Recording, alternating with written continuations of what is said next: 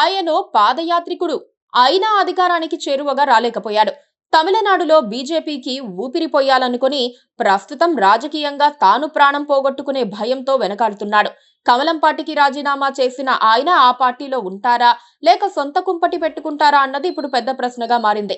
ఢిల్లీ వెళ్లిన అన్నామలై ఇప్పుడు BJP, RSS సలహాతో కాస్త ఆగారని భావించాల్సి వచ్చినా ఆయన రూటు క్లియర్ గా ఉందని అనుకోవాలి. మార్పు దిశగా అన్నామలై నడుస్తున్నారని తెలుసుకోవాలి.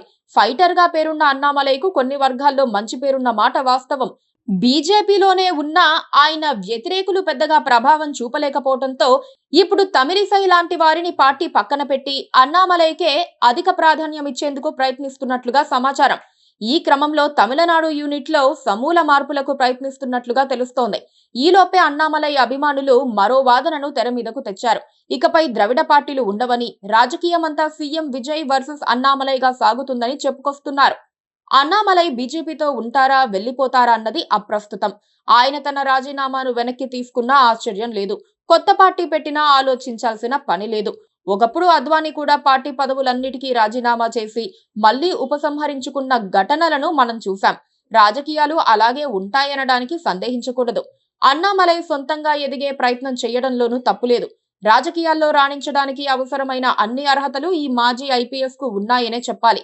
టీవీకే అధ్యక్షుడు విజయ్ గెలుపులో సోషల్ మీడియా పాత్ర ఇప్పుడు తీవ్ర చర్చనీయాంశమైన విషయమని ఒప్పుకోవాలి. అన్నామలై కూడా సోషల్ మీడియా స్టార్ అని వివరించేందుకు సందేహించకూడదు. యువతలో ఇప్పటికీ ఆయనపై క్రేజ్ ఉంది. విద్యాధికుడైన అన్నామలైకు ఒక ఎయిమ్ ఉంది, ఒక ఐడియా కూడా ఉంది. తమిళనాడు ఏం కావాలో నిర్ధారించుకునేందుకు తనకంటూ ఒక దిశ ఉంది. కాలం చెల్లిన పార్టీలపై పోరాడి తనకు తానుగా నిలబడే శక్తి ఆయనకు బాగానే ఉంది. అందుకే ఇప్పుడు విజయ్ అంటే కాస్త దూరంగా ఉండే వాళ్ళంతా అన్నామలై వైపు చూస్తున్నారని అనుకోవాలి. అన్నామలై అభిమానులు మాత్రం ఆయన కొత్త రూట్ లో వెళ్లాలని కోరుకుంటున్నారు. రజనీకాంత్, అజిత్ తో అన్నామలై ఉన్నట్లుగా పోస్టర్లు వేస్తున్నారు. తమిళనాడులో రాజకీయ శక్తుల పునరేకీకరణకు ఇదో మంచి అవకాశం అన్నట్లుగా ఆయన అనుచరుల తీరు ఉందనుకోవాలి. ఎందుకంటే రజనీకాంత్ పలు పర్యాయాలు రాజకీయాల్లోకి రావాలనుకుని వెనక్కి తగ్గారు. అజిత్ ఒకప్పుడు అన్నాడీఎంకేలో జయలలిత వారసుడవుతారని టాక్ నడిచింది. రజనీకాంత్, అజిత్ ఇద్దరూ ప్రజాభిమానం చూరగొన్న వ్యక్తులే. పైగా తమిళనాడులో సినీ గ్లామర్ ఒక క్రేజీ అంశం.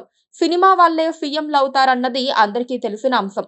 అన్నామలైకు సినిమా గ్లామర్ లేకపోయినా ఆ ఇద్దరినీ కలుపుకుపోయే ఒక టీమ్ గా రాణించే అవకాశం ఉంటుందని ఫ్యాన్స్ నమ్మకం. అప్పుడే విజయ్ ఏకఛత్రాధిపత్యాన్ని కూడా అడ్డుకునే వీలుంటుందన్నది ఒక విశ్వాసం.